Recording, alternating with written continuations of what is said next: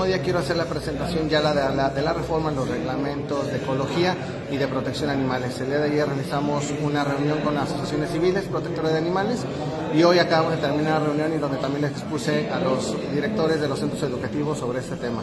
Son 4 vertientes: el tema de cultura, ir a los planteles con un video, con una pequeña botarga para darle a los niños a conocer que no deben de maltratar a los animales.